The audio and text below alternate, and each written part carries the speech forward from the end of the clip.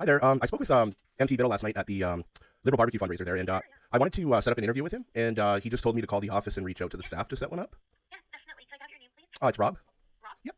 And is it a meeting or an interview? Sorry. An interview. Okay, I will put you on hold just for one moment. Thank you. Good morning, Ben speaking.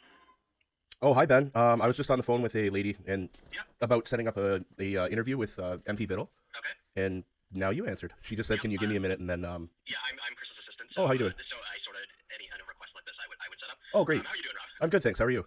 I'm good, thank you. Good. Okay, so what would this interview be about? I just wanted to talk to him about some events that we have in the community, and maybe setting up some safeguards in the future to change them and make them more family appropriate and safer for children. I just wanted to ask him a couple questions based upon what he thinks about the last event there, Pride in the Park. There were quite a few not so family things that happened there, and I've been trying to speak with him, and he's really shied away. And last night when I had an opportunity to talk to him, he let me know to call his office to set up an interview. So I thought that I would give you guys a call, and hopefully we can make that happen. Sure. Okay, I need your full name and your address, Rob. Okay, it's Rob, and then Yeah. P. I want to talk about events, family friendliness, I guess. Yeah, well, I Is that just, what your intentions to him?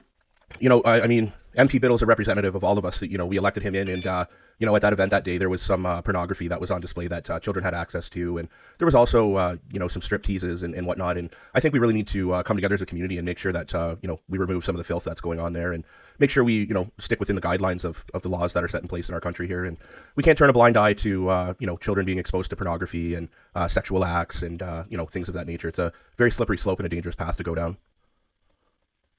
Okay, let's see. Okay, and what's your phone number, Rob?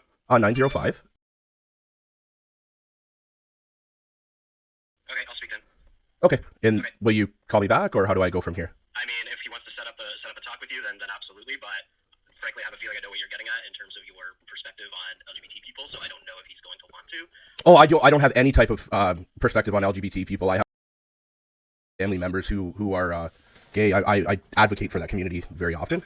Okay. It's just the community's suffering immensely and deeply, and getting a very negative view put on them when people who aren't gay and aren't lesbian are showing up to these events and doing performances like this in front of children. People who aren't gay are lesbian? Like so for Pride the Park, for example, like any of the performers, like they would have been gay or lesbian, so I don't really know what you mean. Well, okay, yeah, fair, but I mean, there's a lot of things that go on in the community. I'm sure that you realize that aren't people who are even a part of that community that give it a bad look. I don't actually know what you mean, so I need like an example or something. Well, that's what I'm kind of hoping to talk to Chris about. But I mean, if Chris doesn't want to meet with me and talk to me, it says a lot more about him not caring about, sexualized performances in front of children and things of that nature. I was assaulted by his director last night as well. So I would hope he wants to get back to me and talk to me about that. Assaulted by his director? Yeah. Yeah. Okay, so I'm taking it you were at the counter protest for our barbecue then. I wasn't there for a counter protest. No, I do media. That's like why I wanted to do an interview. So like I told you, I showed up there and I tried to have an interview with Chris. Initially, he said yes.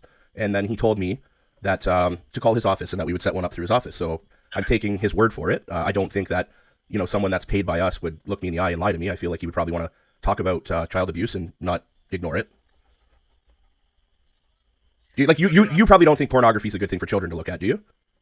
If they're under 18, then I would agree with you. Yes. And I'm glad that you would. I think you're trying to make a connection here between like a drag performance that is something that is as if that's pornography when that's not really the case. And I do understand that there's definitely drag performances that aren't like other drag performances, but what I'm talking about is there was also pornography on display there. There was like a 6-foot vendor that was set up, and there was pictures that said like, "This is why we rape our women," and it was a woman spread open with her vagina showing.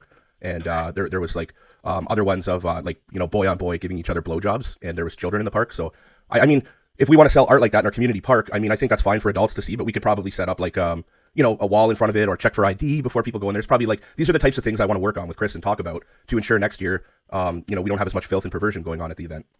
Okay. Yeah. Okay, I'll speak to him about this. He's out with his kids today, so I don't think I'll see him today, but someone will give you a call back if we can set something up. Okay. Thank you very much for your time and have a good day. Thanks, Rob.